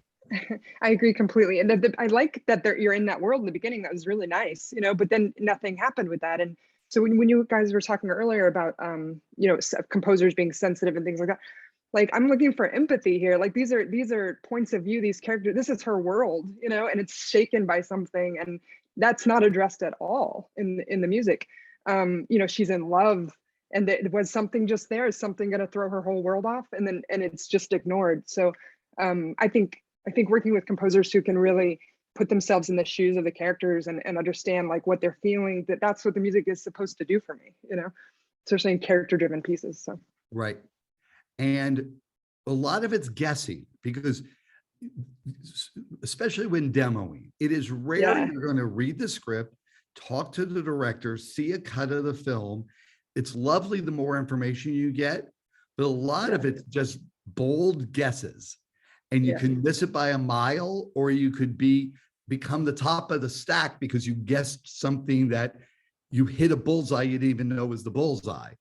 And it ain't fair, and it ain't like everyone's given the same chance and the same information and the ideal conditions.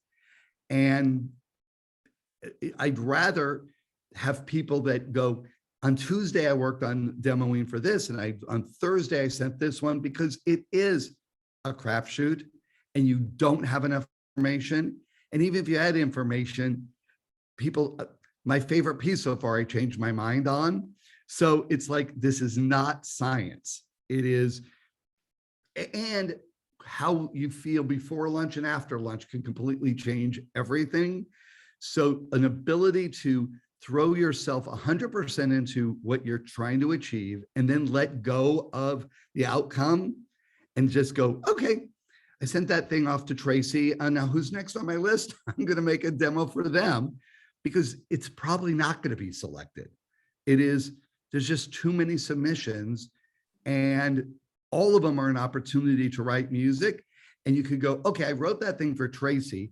I didn't get that job, but that tune I wrote, I'm going to recycle into this other job. Or I learned I got to put more personality. Everything's an opportunity to build and learn. The worst thing is staring at a pot waiting for it to boil, and waiting for Tracy to pick you, or any director, sounds like a way to go insane. And Let me also, sorry, go ahead, Richard. I was just also, go ahead. No, I talk way too much. Go ahead. I just want to add, I personally, as a composer, would much rather be the guy who takes a big swing and misses by a mile than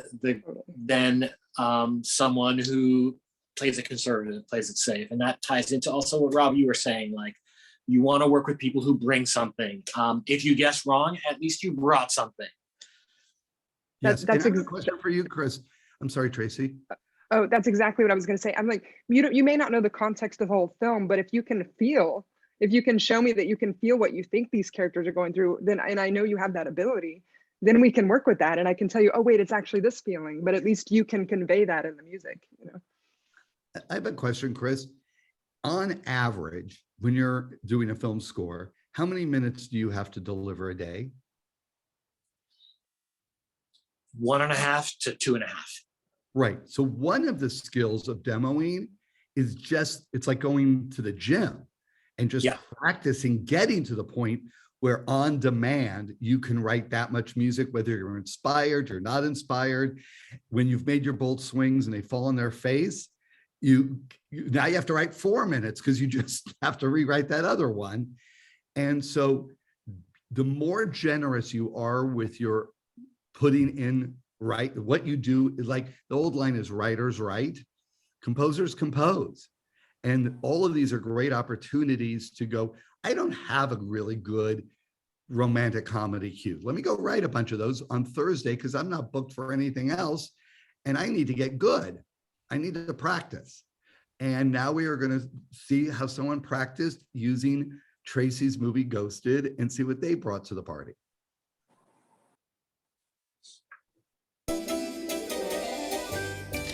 But there was still more baggage.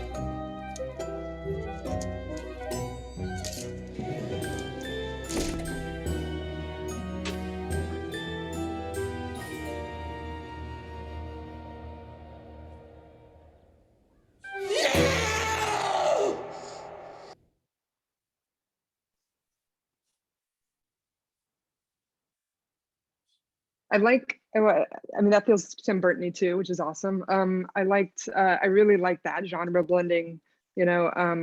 I don't think I would have gone back to the music before the Scream. I don't know where that was kind of coming from personally.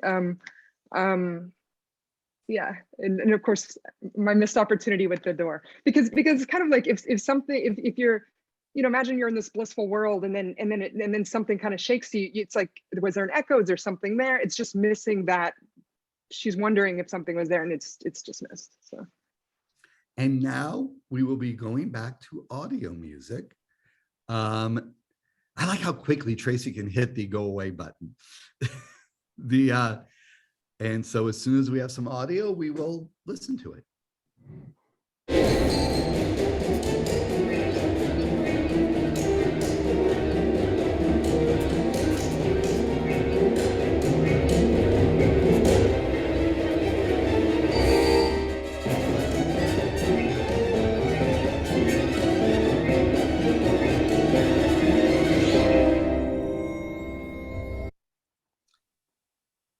Now,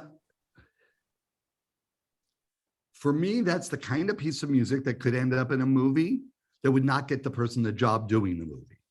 Because it's like, I always refer to those cues as 4M3, meaning it's in real 4, it's the third cue, and it will serve that sequence.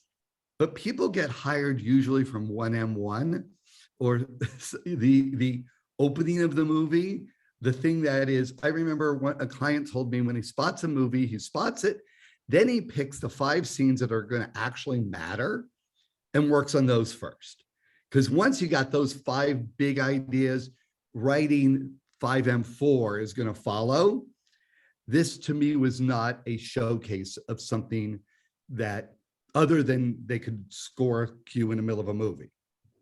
I have a question for Chris, because we keep kind of going back to these action cues that are kind of in the same, having the same problem with, you know, it's 4M3, it's not 1M1. If somebody wanted to demo action, Chris, and for 22 seconds, do you have maybe a guide or advice for them on what that 22 seconds could look like if that was their specialty and they wanted to like show for a Marvel movie, which of course you've done? And just a question, I thought it might be interesting for people to hear your perspective, even though I'm not running this panel. Yeah, No, maybe another way of phrasing that question is, what makes the piece we just heard sound like a 4M3 and not like a 1M1? And for me, it's that it feels like the middle of a story. It feels like just a small moment that's part of a larger whole, and there's no clarity there. There's no focus. There's no, here's my idea, and I'm going to present it to you in a simple way that makes an impact. So if you wanted to start off your piece with an action type of cue, because that's the type of movie you're going for, make sure that it has a central idea that can pull the listener's focus and that creates interest. What I just heard was very well executed, well produced, but it felt like we started in the middle of something and there was so much going on. I didn't know what to listen to. And by the time I had any semblance of regaining my senses, it was over, and lost interest. I don't know if that's really as specific advice, Julia, as you're looking for, but that's what I can offer right now. Well, I've actually had this conversation a lot with clients about action music, because here's the trend. Action music got defined by somebody, and let's start our story around 1950, when all scores were written by those guys who wrote scores in the 50s. Then let's get to John Barry. He was given James Bond, and he decided it's big band swagger attitude music. Then you move along and you can spot, let's go to when Michael Kamen did Lethal Weapon. He decided it's Eric Clapton, it's David Sanborn, and it's saxophone. Or you go to James Horner and he did 48 Hours with steel drum. Then you move along, and then let's throw in, you got Alan Silvestri doing Back to the Future, where it's this masterpiece, but it's another way of scoring action. Every few years, and then you get to all the derivative ones. Look at Hans Zimmer. The guy invented so many genres, including action, and now everyone's doing what Hans Zimmer did 10 years ago. No one really needs what Hans Zimmer did 10 years ago, because he's certainly going to keep moving forward. And I said, there's always action movies. And I thought what you did with Ant-Man was a great example. We were about 30 movies into the Marvel universe, and they was a somewhat similarity. And then Ant-Man doesn't sound anything like the rest of the Marvel movies. And you did an overlay of, I've never discussed it with you. How would you describe what Ant-Man is? Well, I had the benefit of it being a heist movie, and the first movie in the Marvel universe that had that heist movie element to it. And going back to some of the classic heist movie elements that we all think of as iconic, odd meters, certain types of instrumentation. And the challenge was incorporating these techniques into a score that still felt like it was part of the Marvel universe. So I won't say it was handed to me on a silver platter. There was still some work I had to do to make it all hang together as a whole. But I definitely had the benefit of it being a unique genre. And then the challenge for me was how to incorporate that into a score that still felt like a Marvel score. And that is a bold and heroic theme, and a lot of the types of specific musical techniques that we've come to associate with the Marvel score. Yeah, and it is, wouldn't you rather be the guys who come up with what the next batch of action scores are going to be like versus, and if you're going to go backwards, go really backwards. There's more of a Henry Mancini influence to Ant-Man than there is a score written 4 years earlier. And it's like Danny Elfman made his big splash with Pee-wee's Big Adventure, pulling from Nino Rota and Bernard Herrmann as influence, which was nobody's point of reference at that point of time. And then we had to sit through everybody doing Danny Elfman, and he'd already moved on to something else. Boy, everyone's deserted us. So it's Rob. Well, I'm the next one to desert you. I actually, I just wanted to thank you for allowing me to join you today, but I'm being called to set, and I actually mean that. That was the best exit line. I'm being called to set, says the director. It is true. Thank you all. Keep going. Have a great time. I look forward to hearing what happens in the next 30 minutes. Thanks, Rob. Thank you. Bye. Okay. So let me tell you about Rob. True story. He is a featured character on The Real Housewives of Beverly Hills.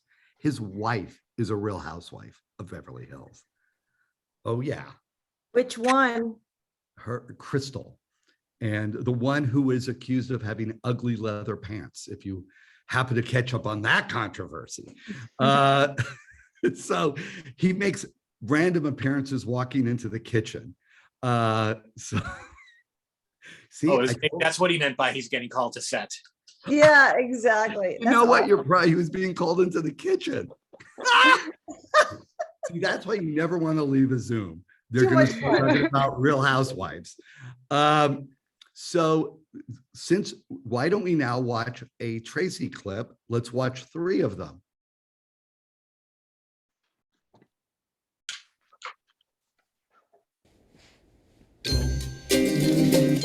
there was still more baggage.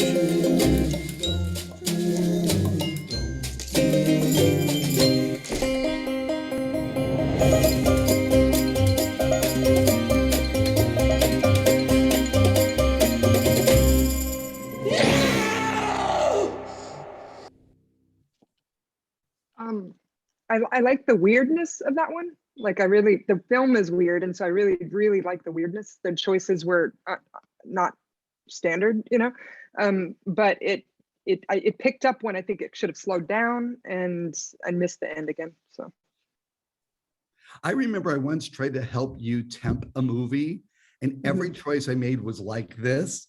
And that also goes to taste. I love over energizing things, and you have much better taste than I do. So you never use my temp tracks because they were always things like that, which I thought was quite good. Yeah. I mean, I really did like the style of that one completely. And I'm sure I could talk to that person and we would figure it out, Excellent. Well, let's see what the next person came up with.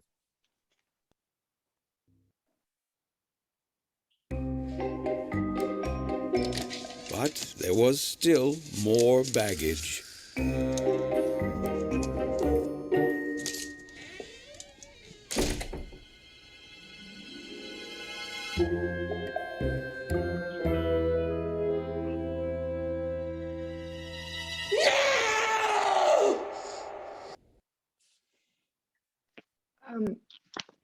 It didn't feel really cohesive. It felt like a lot of different things. And none of those things are bad, but they just don't seem to go together. And then also it felt a little more like TV to me, like just like network TV versus this kind of weird artistic film that I tried to make. Now that's such an interesting comment, because I thought the exact same thing. Does anyone know why we're thinking it sounds like TV and not a interesting short film? Is Or it, just is? is it because and look, Chris, I don't know, you'd be much more intelligent. And I actually don't supervise a lot of television, but it seems like in television, you've got such a short amount of time to make your point. So you've got this happens, and then this happens, and this happens, instead of, like Chris was talking about, making it cohesive. Sometimes in television, not in the episodic, the bigger ones, but the 30-second comedies, it changes so quick. You know what I mean? But it's more accepted because then you hear the audience applause and then you're out, So it was maybe more of the right turn, left turn, right turn, left turn. Yeah, you're right on, Julia, exactly. Okay, let's see if we can hear something that sounds like a award-winning, quirky short film.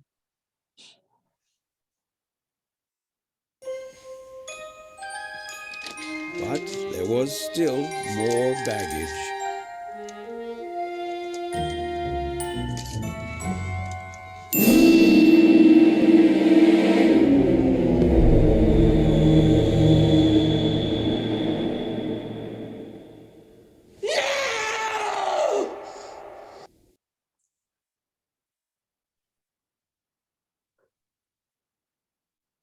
The thing I've been looking for, that was too much of it, like way too much of it, like I don't, I want people to lean in a little, or hopefully I didn't do such a bad job directing that you have to do it that big for anybody to get it, so that, I didn't. Okay, we have 12 minutes left, so we're going to listen to a few more audios. Okay.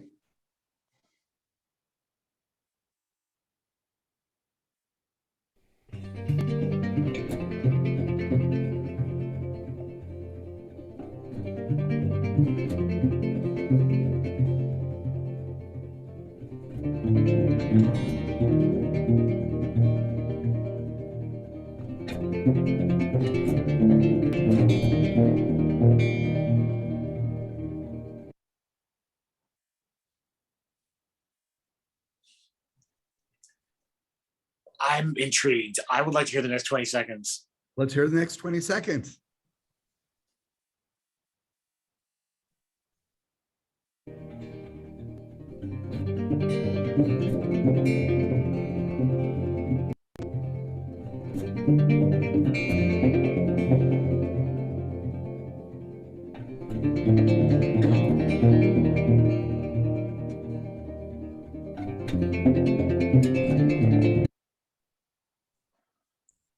Yeah, beautiful, evocative, amazing guitar textures there. And what I was hoping would happen in the second half did not happen, which was, keep for a cue in a movie, it would be amazing, I'm sure. And it has that simplicity that wouldn't let it sit under a dialogue scene and create mood. But for a demo, it needs something else. Just one other, it doesn't have to be a lot, just one other element that can really bring it home. 100% agree. Beautiful and beautiful cue within a film, based on something that was a little more thematic. Yeah, and as a thing to sell something, it's to me, it just sounded like guitar noodling, which could be great within a picture, but not like, whoa.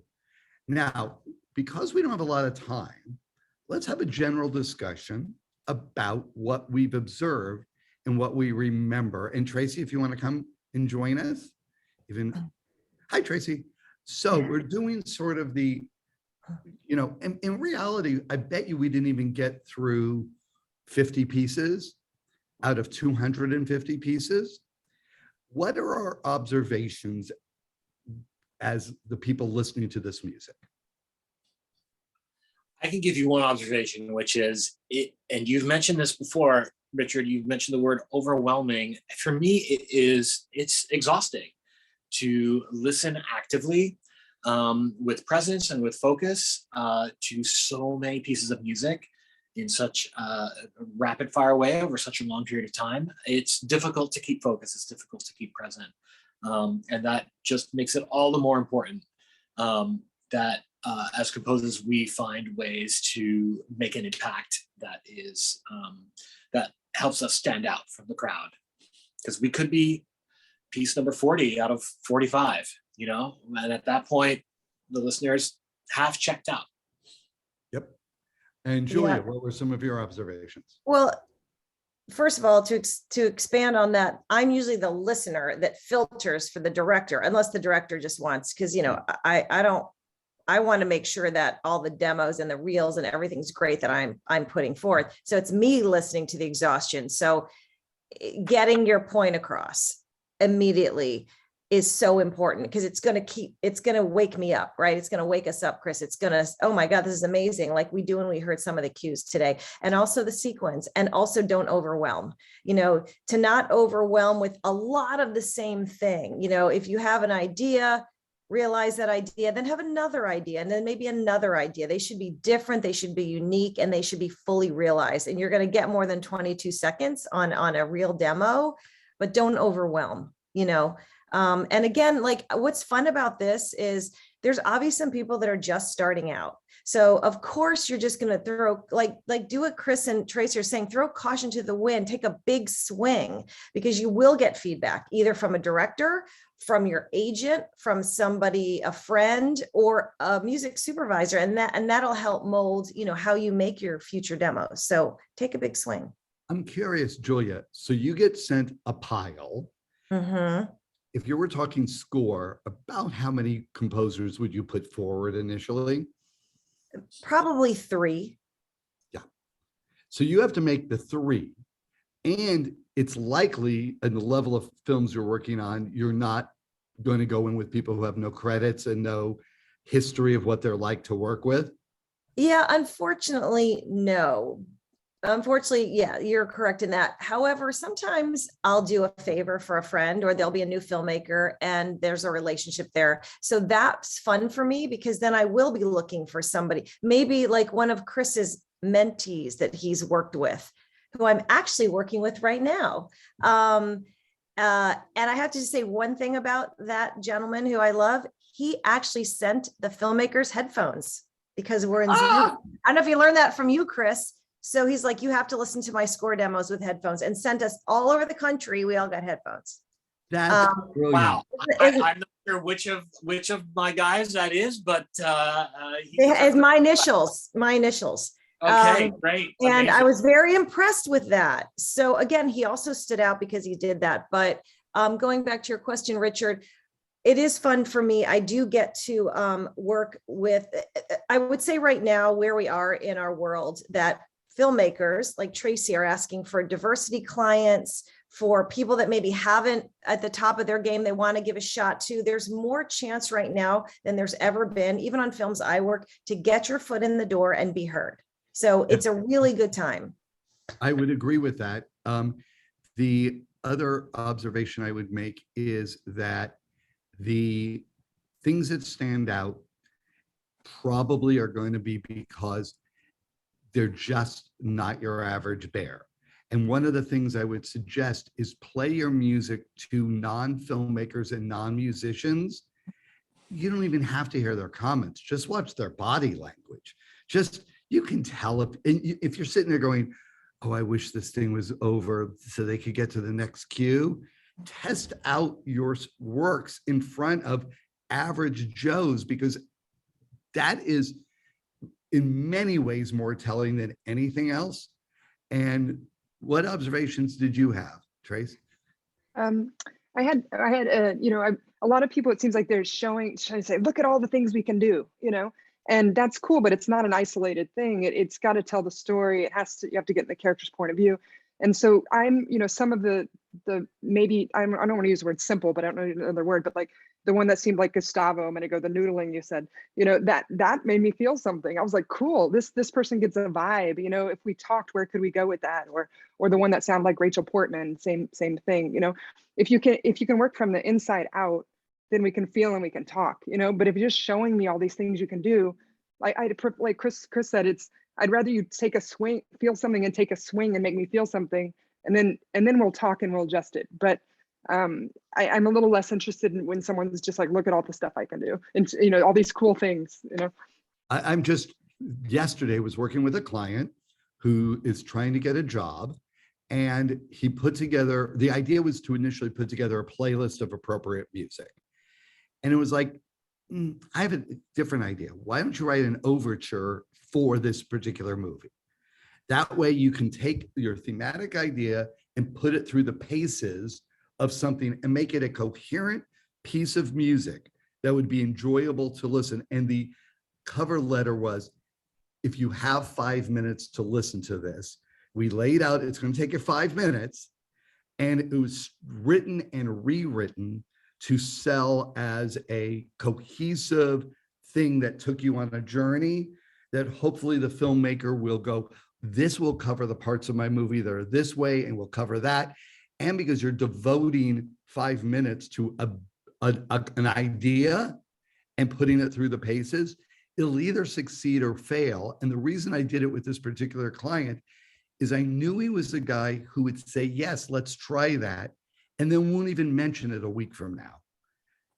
If he gets a job, we'll find out. If not, he's not going to be, licking his wounds. He's going to be going, so what else are we up for? Well, what's also cool about that, Richard, sorry, is that sometimes when you do that, they might want to temp some of that in their film. Like there's enough of piece of music that they might go, oh, I'm going to take this section and let's see how it works in my director's cut. And because it's all variations on the same thing, it's very tempable. Yes. And so that, you get, the reason people call Christophe Beck is because they've temped their whole movie with Christophe Beck. And a lot of times you can't get Christophe Beck because he's doing many things, but that's how a lot of composers get jobs as well, because their music's temped in already. And they're like, oh, we have mostly this person, so let's call that person. And, then it goes from there. But being temped in is really. Oh my God. There was a cottage industry of us having people tempt in the music from a Brittany Murphy romantic comedy that was used in every temp. And then they go, who wrote that? And you get hired, or they'd hire someone else to knock it off. But it was Little Black Book, it was called. Yeah. Yes. And again, a movie nobody knows, but boy, does it live in the world of temp track. And so I want to thank everyone so much for giving their time.